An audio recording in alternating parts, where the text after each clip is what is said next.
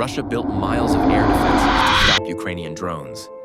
They still reached 630 kilometers deep to hit refineries that were never supposed to burn. The result? A third of Russia's refining capacity disrupted and gas stations from Ufa to Moscow struggling to refill.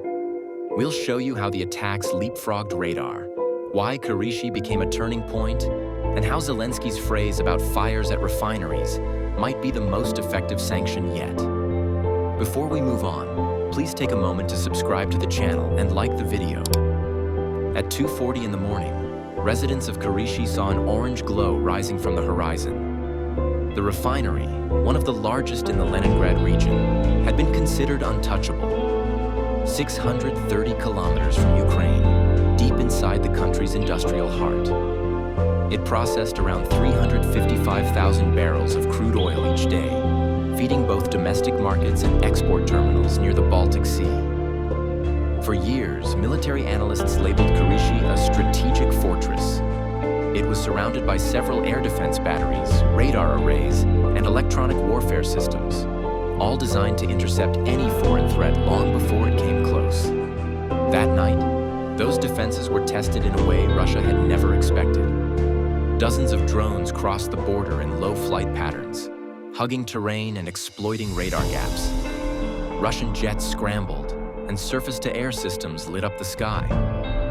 Several of the drones were destroyed outright, but debris from one of them, a small but fast-moving aircraft packed with explosives, slammed into a processing unit within the refinery complex. The explosion spread through a network of fuel pipes, igniting an enormous blaze. By dawn, smoke could be seen for kilometers, and the Ministry of Energy was already trying to keep the story contained. Officials described it as a localized fire. Satellite images later told a different story. Entire storage sections were offline for weeks. Until that moment, strikes of this kind had mostly targeted facilities closer to the border. Small depots, isolated pumping stations, and supply hubs within artillery range. Kirishi changed that pattern completely. It showed that Ukraine's drones no longer operated merely as harassment tools. They were now part of a coordinated strategy capable of crossing half of European Russia and hitting one of the Federation's most protected assets. The impact went beyond physical damage. It erased the assumption of safety within Russia's own heartland. If Kirishi could be reached, then no refinery, port, or power station could be considered beyond reach. Russian social media channels filled with clips of the fire, recorded secretly by residents despite rapid censorship orders. Authorities moved quickly to classify any mention of the attack as disinformation, while local news stations broadcast stories about a minor technical malfunction. Behind closed doors, military units were redeployed around other major refineries, and air defense coverage over Leningrad Oblast expanded almost overnight. The government wanted calm, but the rush to reinforce installations across the region told another story. Energy traders within Russia quietly adjusted fuel pricing, anticipating the downtime the official bulletins refused to acknowledge. Independent analyses using high-resolution thermal imagery later confirmed that production losses stretched far beyond Kirishi itself.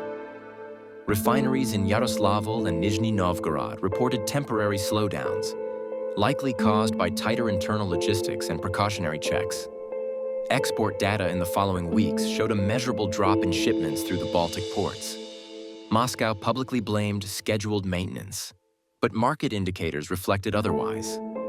Russia's refining capacity was not just wounded, it was beginning to strain. What looked like a single fire had become evidence of an emerging pattern. The attack also signaled a clear shift in Ukrainian tactics. Early strikes in the war had focused on ammunition warehouses and frontline fuel trailers. Now targets were chosen based on economic effect. By hitting refineries, Kyiv could restrict the very production lines that filled Russia's military fuel depots. The logic was straightforward. Disrupt refining, and the tanks, aircraft, and logistics that rely on it begin to tighten. One statement summed up the new mindset when Zelensky declared that fires at refineries were the fastest working sanctions. For Ukraine, technological ingenuity had become a substitute for sanctions regimes, using precision drones as airborne embargoes. Kirishi's charred processing tower symbolized the start of that campaign. It was more than a tactical success. It was an economic message sent through fire. As the smoke drifted north toward St. Petersburg, traders, commanders, and bureaucrats began recalculating what this new reality meant.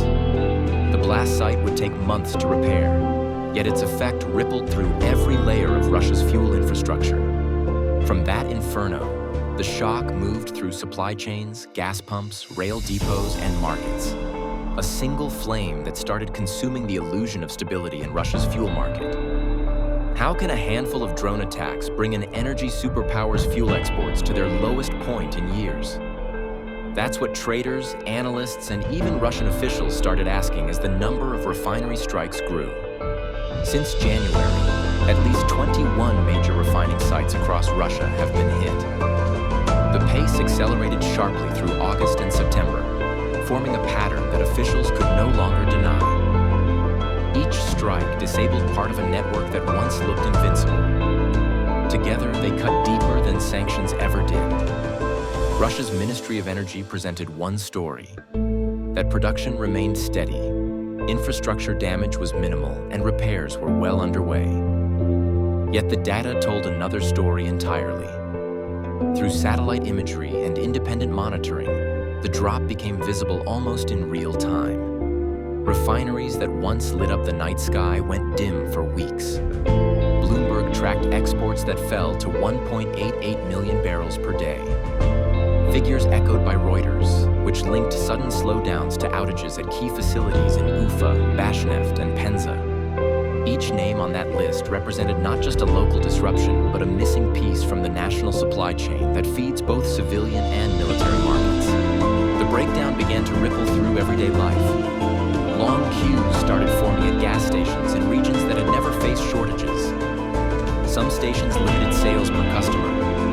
Others shut down entire days waiting for deliveries. Drivers who once paid little attention to news from the front suddenly felt the war at the pump. National television avoided showing any of it, but local footage circulating online made the gap between official optimism and daily frustration impossible to ignore.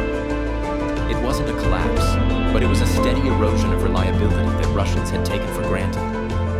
BBC Verify's analysis confirmed what Kyiv's planners seemed to understand. By disabling refineries, Ukraine wasn't just cutting off fuel. It was striking at one of the main revenue sources financing the invasion.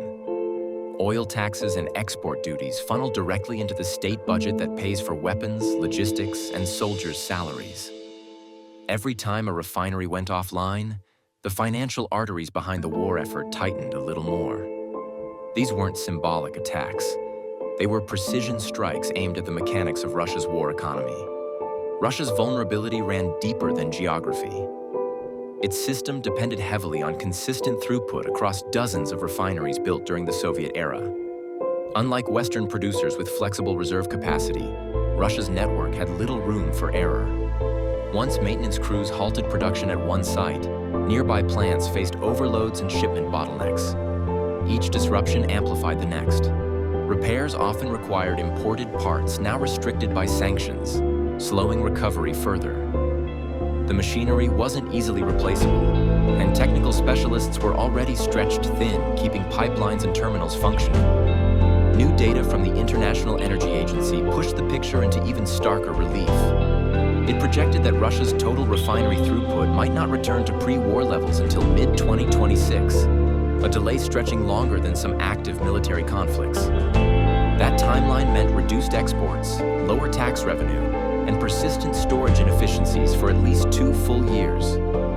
For an economy built on fossil fuel income, such a lag changed everything about budgeting and strategic planning. It also redefined what battlefield success could look like for Ukraine, not through territory won, but through the slow constriction of an opponent's industrial capacity. The flames at Kirishi were visible from miles away, but the fires spreading through Russia's economy are quieter. Funding lines are drying up as refineries slow and exports stumble. Each outage weakens the cash flow that sustains the war effort, tightening pressure within ministries and among ordinary drivers alike. Military precision created an economic chokehold that money alone can't fix. The war no longer plays out only on battle maps. It moves through bank accounts, trade routes, and energy grids. Stay tuned for deeper analysis on how shifting economies are reshaping global